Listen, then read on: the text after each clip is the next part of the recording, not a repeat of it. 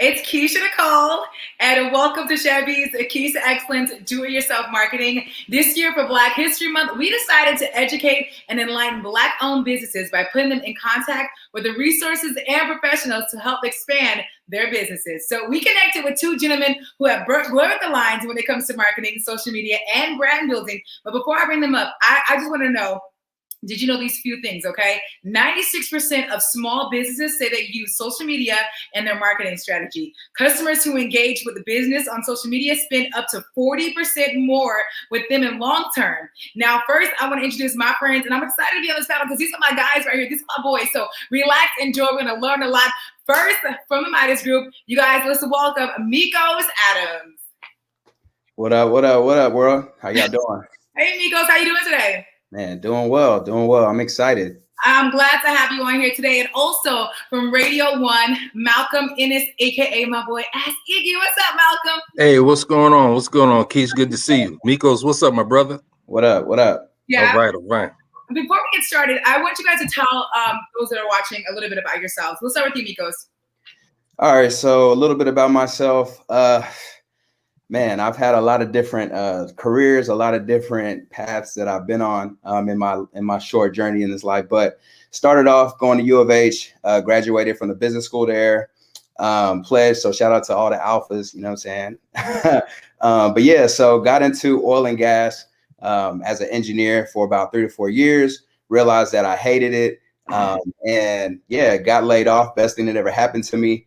And launched my career as far as a marketing expert. Right. And started my agency with Tay Mitch, the Midas Group. And yeah, I mean, we just took everything off from there. Got an opportunity to work with Combs Enterprises and Diddy and managed all of his marketing here in Houston. So I work with Ciroc, Bad Boy, Sean John, all of the conglomerates, companies that he owns. And yeah, from there, work with brands like Boost Mobile, Budweiser, Adobe Spark right now. And yeah, my goal is just to impact and help entrepreneurs learn how to monetize off of social media. And what about you, Malcolm? Hey, so wow. So I've been in radio actually since 1998. Started off, driving the van and serving pizza at remotes or what have you. Had an opportunity. I was able to moved up to be the promotions marketing director. And then from there, kind of moved over into the sales side, and I've been doing that since say about 2004. Went to Howard University back in the 90s, so I had a chance, to really see Diddy early on, or Puff at that time, to see a lot of that grassroots marketing. So been able to kind of see how it works really on both sides of the fence, and I love it. I love what I do, and I love helping businesses become more successful. Mm-hmm. I know you mentioned, Malcolm, that you saw, when Diddy, the grassroots is totally different now. It's like totally different now because now you have social media marketing, guys. And so what's the first thing that a brand should focus on when it comes to marketing? Either one of you guys can answer this question. I'll jump out there. I mean, for me personally, I think the first thing that a brand should focus on is targeting. Right. Figuring out crystal clear who they want to market to and who they want to add value to and serve. Without that, I mean, you're really just putting products up and services for sale that you don't even know who you exactly want to alleviate the pain for. Mm-hmm. I think you hit it right on the nail. Again, knowing who is the customer, who do you want to come in and buy the product or buy the service, know who you're wanting to target. Is it male? Is it female? Is it young? Is it old? Is it people who are working full time? Is it college students? And then also kind of have an idea of, what's the end goal as well? What are you looking to accomplish by doing the marketing? That's good. Some of the mistakes that you all probably made early on, and some of the biggest mistakes that you see like entrepreneurs or influencers make right now.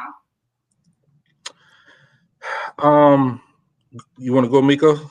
Yeah, I think the biggest mistake that influencers are making right now is not offering a service, is not monetizing their platform. Right? You see a lot of these big Instagram comedians, right? Or Instagram influencers that don't have any business sense at all, or don't have a team, right? Or a coach or someone like myself or Malcolm who could help them make money off of that influence, right? And yeah, I think it's really important in figuring out what it is that you do, even if it's something like, okay, you know, I'm interested in beauty products. Okay, cool. Well, let's figure out a product that you could create. You know, I had some help done with Angela Simmons and her Simmons Beauty products, but she's killing it. You know what I mean? That's a great example of an influencer that's taking a product that she's already using, or a formula that she's already utilizing, and making it her own, creating her own product to sell. So yeah, I think that's the biggest miss that influencers are dealing with right now, is figuring out a way to actually monetize their influence. And I think that I think from my perspective, some of the biggest mistakes I think that entrepreneurs are making is, you know, underfunding their projects, their campaigns, right? In so much as, listen, you know, anyone and everyone, you can engage in the world of social media, and it's a fantastic medium, right? You can engage with radio or some of the different events, but the reality is you have to be realistic in terms of, hey, if I'm trying to accomplish XYZ goals, understanding that I need a certain level of funding to accomplish that, right? You can't go into a gunfight with a book of matches and think you're going to win.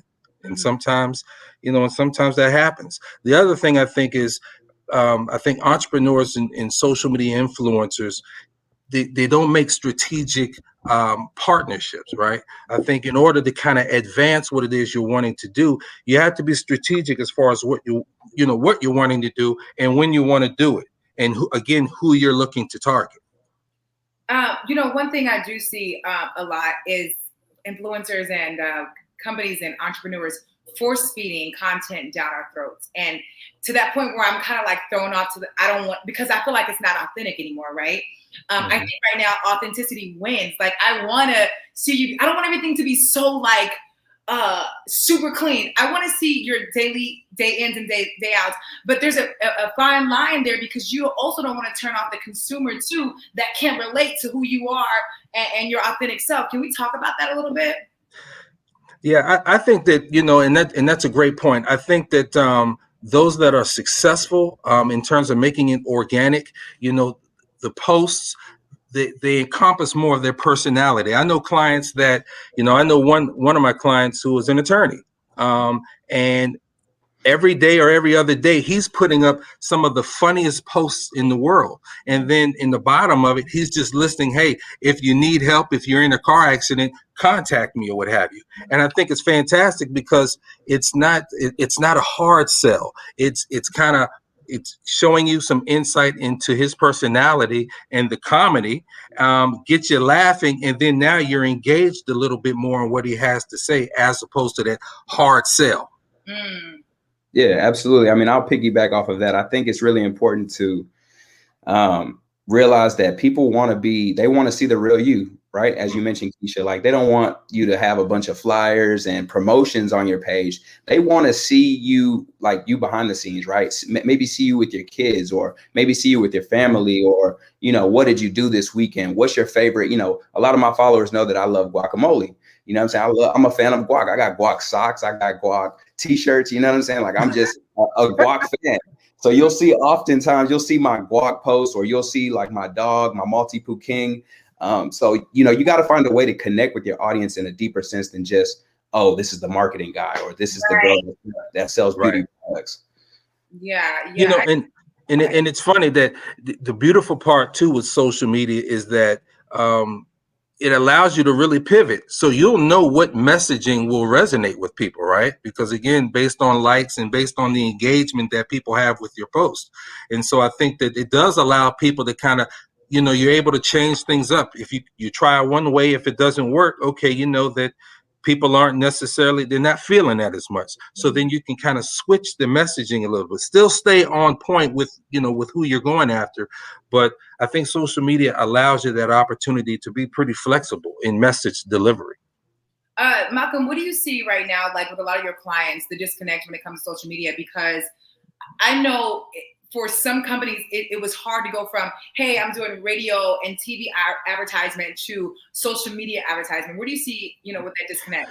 So I think that with some of the clients, and admittedly some that are a bit older, I think the disconnect is that them understanding the technology, right? Understanding the platforms and understanding that certain platforms lend themselves to certain type of creative. Okay. I think what we found here at Radio One is that, people are highly engaged with video.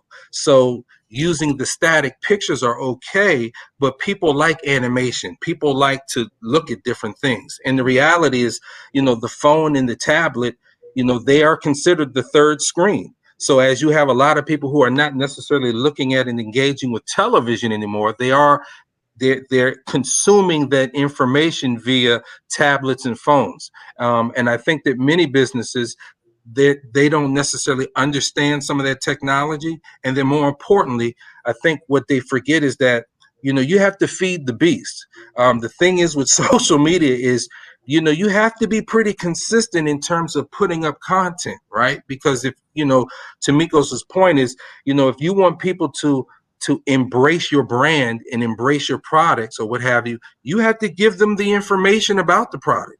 And you have to figure out who on your staff can be that creative person, that creative liaison, where they can help you with that content. That's good. That's good.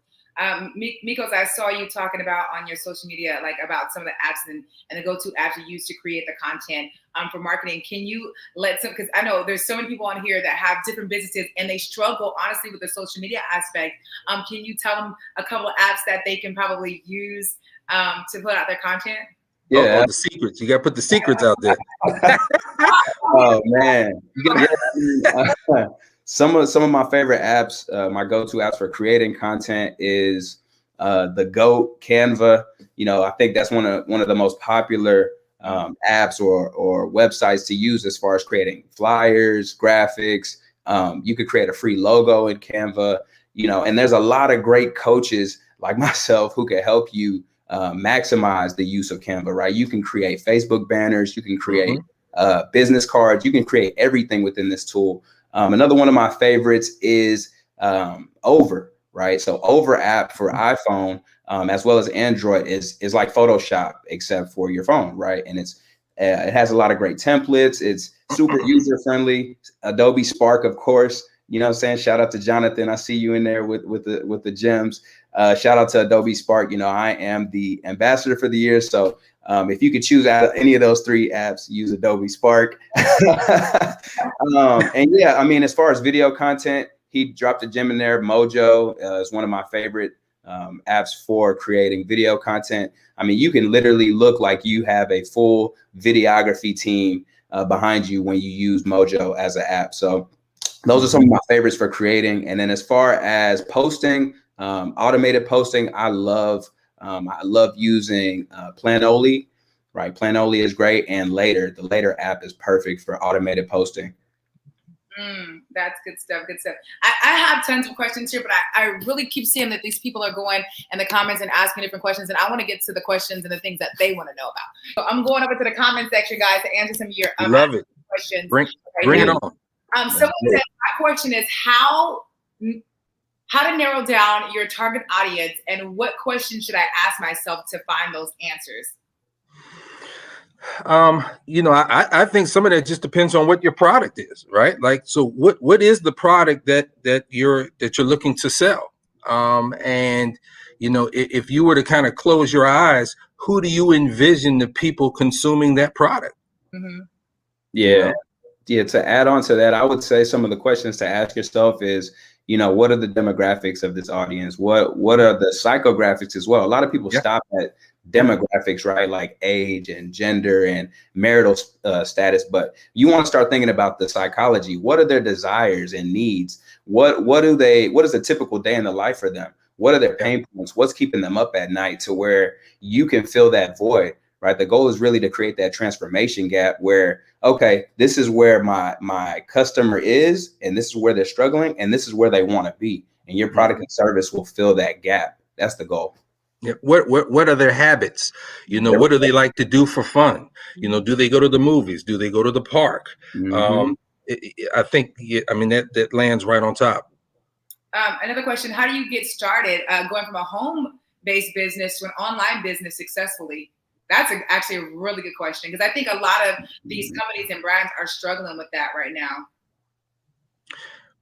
Well, I mean, I think that in terms of from a home-based business to online, I know a lot of people, they may use they may use the Shopify. Again, I think that the biggest part is, I think that depending on what your product service is, you can always grow into it. One of the things we try to do with radio is we try to put together campaigns that are somewhat 360 in nature, right? Where we're providing exposure not only on air, but as well as online and through some of our events. So again, if you're a home-based business, again, you may start off doing some different things social media wise, and then you may grow to a place where, let me try to do some radio advertisement. And then again, strategically, because we talked about strategy, your favorite radio station has an event coming up. How do I establish a presence at that event, which puts me in front of a larger group of consumers, right? And I think, again, let the flow and the interest in the business kind of guide you in a certain direction. I think one of the misconceptions right now, because social media is so big, that radio advertisement doesn't work. And I know when you and I, Malcolm, we work a lot together with a lot of these clients, and we see that how crazy the numbers is. And we were just talking to one of the clients the other day, and how important it is to have a database still, right? So there was something that was going on a contest, or no, actually it was one of our clients. I don't know if I can say the client name, but they were wanting to reach out to a certain demographic, and we sent out a text from our database.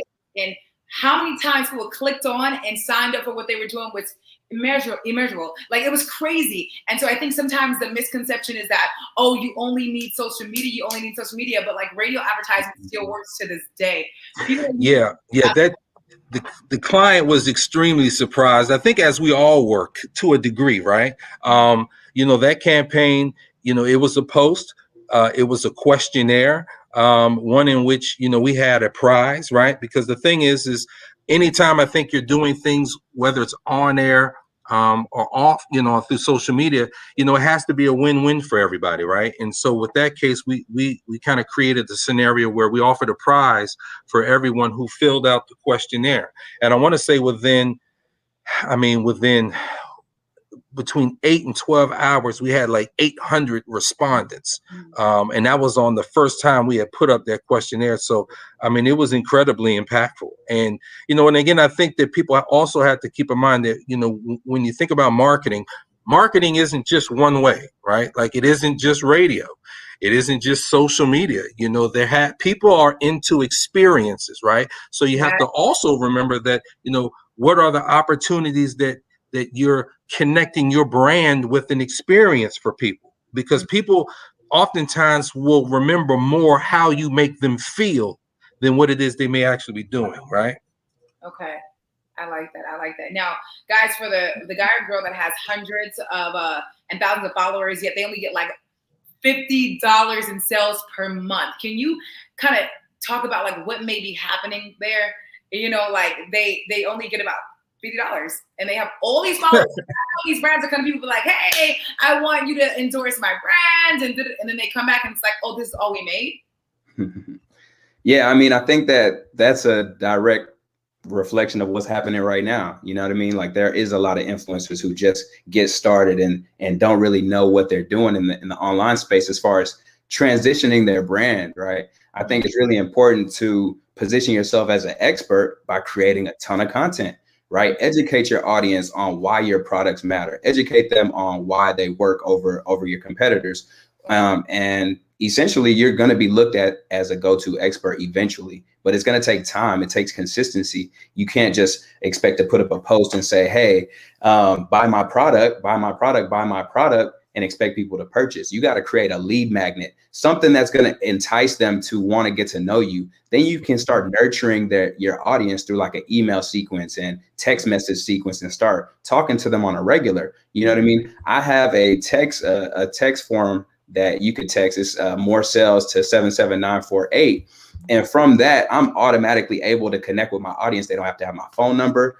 specifically. They don't have to call me, but they can ask me questions and they can communicate with me on a regular, and I can add value to them. I can give them gems every day or every week, 3 times a week, whatever it is that I'm comfortable with. But that allows me to be positioned as an expert and someone that's a go-to source. So whenever I do drop a course or a program, or I have an event, or I have a live stream with Houston Chevy and 97.9 and Radio 1, they can know about it, right?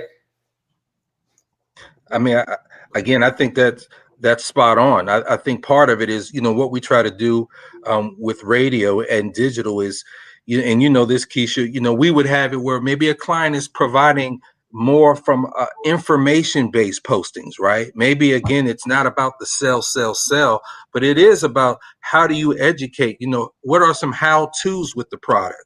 Let's say if it is skincare or whatever the case is, maybe you give people, in postings, you're giving them information, what's the difference between eczema and acne or what have you, and kind of getting into the details of how how the elements in your product can help alleviate some of those skin conditions or whatever it may be.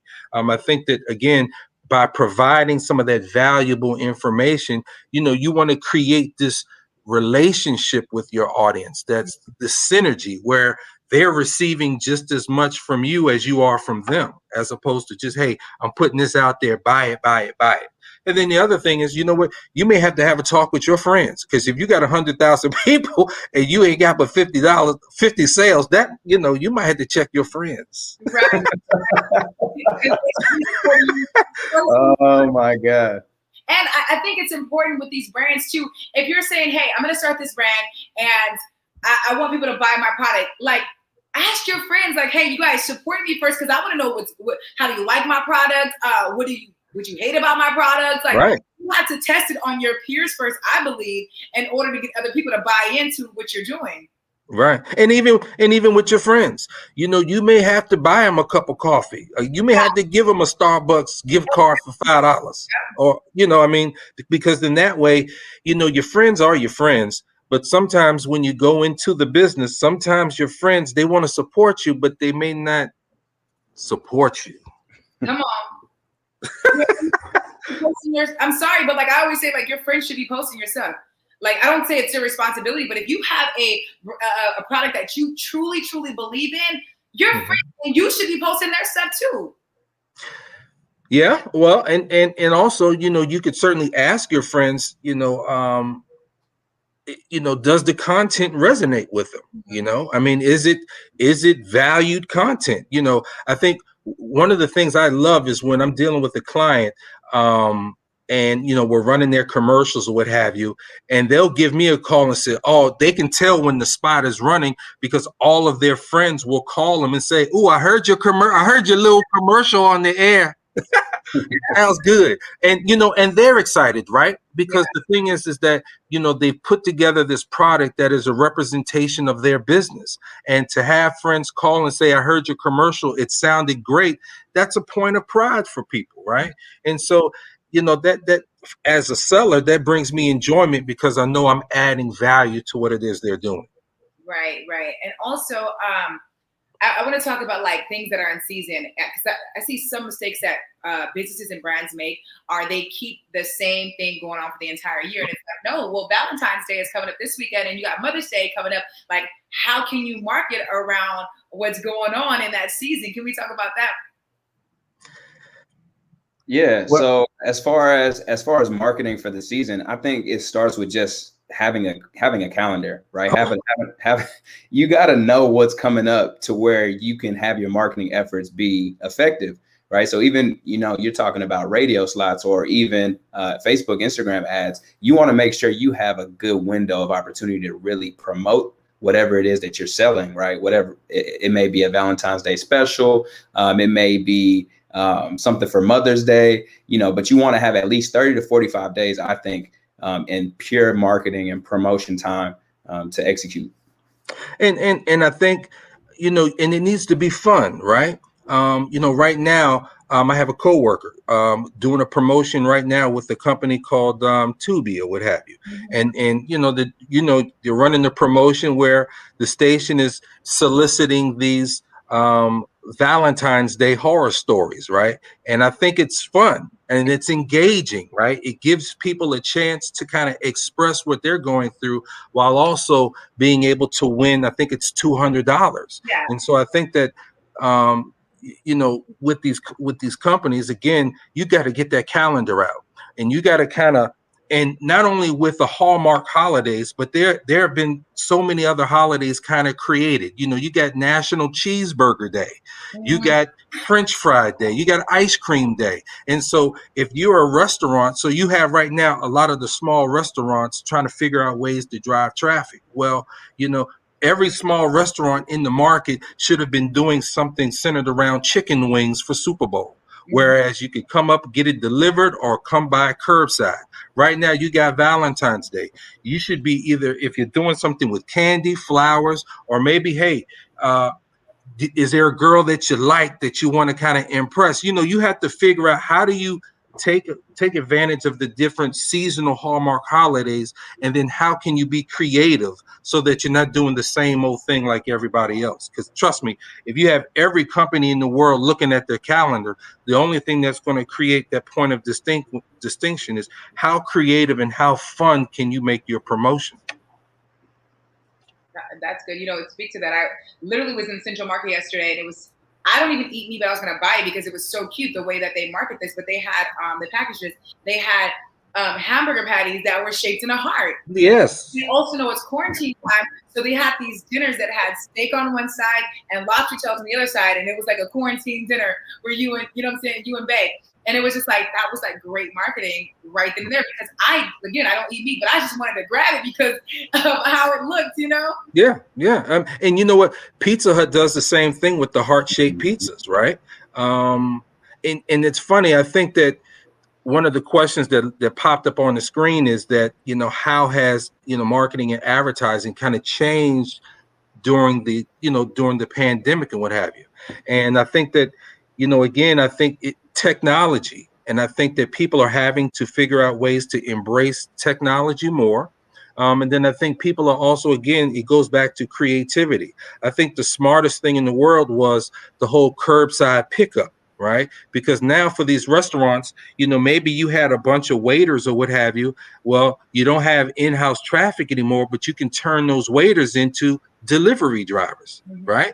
You could turn them into the curbside waiters. And so I think that, the pandemic has forced businesses to, again, be a lot more creative with how you engage with the customer, even us, Keisha, right? Like, and Amigos, we're doing a lot more of these videos. Like right now, this video that we're doing is perfect for different businesses out there who have events that they may be doing, those that may have workshops. This is a perfect platform that can allow you a chance to really engage with your audience, and to this point, allow the radio station to do it for you.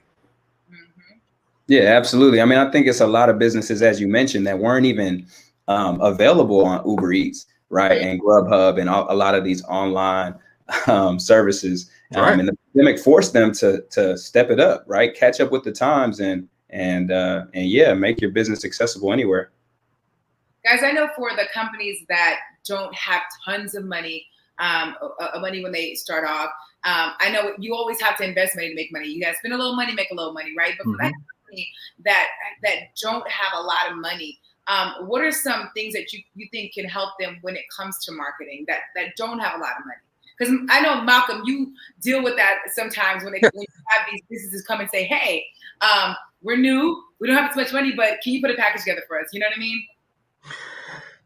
So, yeah. So, the thing is, so at the station, so for me personally, I have a minimum, right?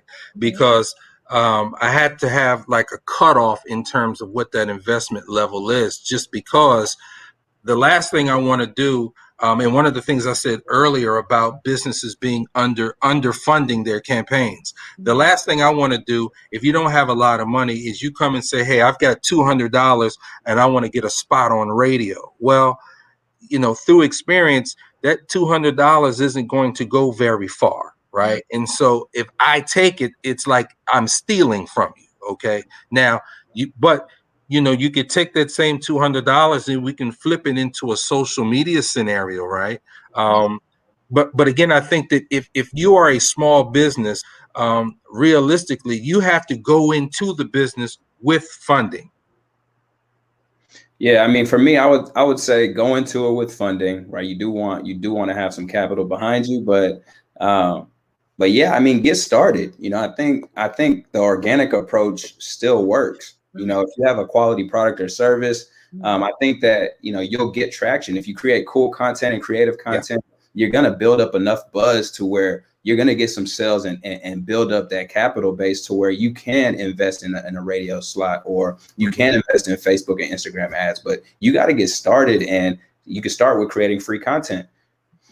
That's good. Creating. Yeah, and that's a good point. And the key is just to get started. You don't have to be great to start, but you have to start to be great. There we go. I like that. I like that. Is there anything that you guys want to leave with the viewers here today about marketing that I didn't touch on or I didn't speak on? Again, I think that for those out there, look, marketing is the fun aspect of business, I believe, right? Because marketing is the point where you want people to believe that your product, out of the entire sea of competitive products, that your product is the best. And so I think that the fun in doing that is coming up with creative ways to put your product forefront, to engage with people. I invite folks that are interested in working with the radio station, to look at some of the events that we do. Those are excellent ways to really get your brand and your product out in front of your consumers in an engaging type of way, so that you're not necessarily starting from scratch, right? Because now you're involved with a station-oriented event. I think that if you don't have the resources to do a lot of the things on your own, I think, working with Mikos and companies like his are a great way to get you started and to get you in the direction and take you to the finish line, to be honest with you, right? And oftentimes we work with Mikos and companies like his that are, again, looking to expand beyond that social media footprint and to get involved in those experiential opportunities. So, I wish everyone good luck out there. And again, if you have any challenges or some questions, just look me up online, ask Iggy. Yeah, for me, I would say the last piece that I would throw out there is to get out there. You know what I mean? Show your face in the camera. Let people know that you are connected to the company or the brand that you're creating. A lot of people are camera shy and feel like they don't want people to know that this is their particular company. But the sooner you get out there and you let people know that you are the face behind the brand, the more people can connect with you, the more people can say, hey, I want to choose this product over the other product or service or the other business, right? On top of that, I would add to the conversation just to invest in yourself, right? Invest in education, continuing education. I'm still paying for programs. I'm still paying for coaching, right? I still have a coach. The coach has a coach, right? So understanding that the best players and the best marketers, best business owners and entrepreneurs all are being coached and all still are investing in their education. So I think, it definitely takes money to make money, but you got to start small, start somewhere. And it starts with actually just taking action and getting started. Really? And start with something that you're passionate about, right? Like, a lot of times I think people get into a place where everybody's concerned about money, right? Well, the reality is, to me, is that money is just the byproduct of the work you put into something you're passionate about, right? Like, money is the result of doing something that you're passionate about. And so, for the person who had a small business, if you're not really into skincare, then don't sell lotion. Right? Like, if you like to drink, a lot because it's I know it can make me some quick money really quick. Right. And so, and you're not really passionate about it. And so then what happens is now, after a few disappointments, which you will have, you get discouraged. And I would also encourage people to kind of keep going, to keep pushing forward. There will be ups and downs. That's just part of being an entrepreneur. But we hope that through this session today, we've kind of provided you guys with some tips and some hacks on how you can be successful for your business. Really quick, Mikos, what do you think? What do you think about Clubhouse as far as brands and influencers and how people use that to help them? I think Clubhouse is amazing. You know what I mean? I think it's a great way to knock the barriers and the walls down, and to be able to network with literally anybody. You know, one of the guys that I look up to and I've connected with is David Shands in Atlanta, Sleep is for Suckers. You know, he was on Clubhouse and he does this podcast, and he was able to connect with Grant Cardone, a huge real estate mogul, and to be able to get him to be on his podcast just through Clubhouse. So this is a lot of amazing free information that's in these rooms. But I think one of the things you got to keep in mind is to be careful with what you consume, because you don't know if these people are really who they say they are. Right. On top of that, I think the app can be a bit addicting. Right. So people are in this app for 6, 7, 8 hours, 12 hours at a time, if they get caught into a room that they really enjoy. And I think it's really important to take action. It's great to consume information and to learn and learn and learn, but you got to start taking action at some point. You know, even Gary Vee says, stop watching my videos. You know what I mean? Stop watching my videos, turn the TV off, turn YouTube off, and just do something. You know, so I think that's really important to understand that action is the key, and then you could pivot along the way, but learn and then do. Don't just sit there and continuously consume all this information. From the marketing gurus themselves, Miko Adams and my man Malcolm Ennis, where can they follow both of you at? You can follow me on social media platforms at Ask Iggy, ASKIGGY. And enjoy the show. If someone wanted to get some advertising and invest in themselves and start, getting out there, what's your email? Absolutely. You can contact me at M Ennis, and that's MINNISS at radio-1.com. And Mikos, what kind of what does your company offer to brands out there, and how can they get in contact with you if they need help with their brand? Yeah, absolutely. So my company helps those that are entrepreneurs and creatives turn their passion and know-how into a product and digital sales. So I teach them how to create ebooks for themselves, how to create their own digital course, as well as how to advertise through content on Instagram and social media. So top to bottom, we just help new founders, right? New entrepreneurs go from 0 to 100 essentially. And then from there, we could pass them off to the big guys and get them some radio slots and some event spaces with Radio 1. But yeah, we help people get started and scale. And what's your company's email, website, and your Instagram? Yeah, follow me everywhere at I am Mikos. You could text more sales to 77948. And yeah, we can get connected. DM me, and yeah, we can get it popping. However. Well, thank you guys so much. I hope this helps everyone that tuned in today. Everyone that's going to tune in, because when I tell you it's going to sit on Facebook and get thousands and thousands of views, it does all the time. So I'm so glad and excited to have you all here today. Thank you guys so much. And of course, you can follow me at Keisha Nicole and listen to me on Good Morning H-Town every single morning, 5 a.m. to 10 a.m. and also in the midday at 10 a.m. Your commercials. I am the perfect person, okay? Because I got that great voice, and I can definitely get you some salads. Absolutely. You guys have a great one. Thank you. All right, peace. Thank you. All right. Thank you guys so much. I appreciate y'all.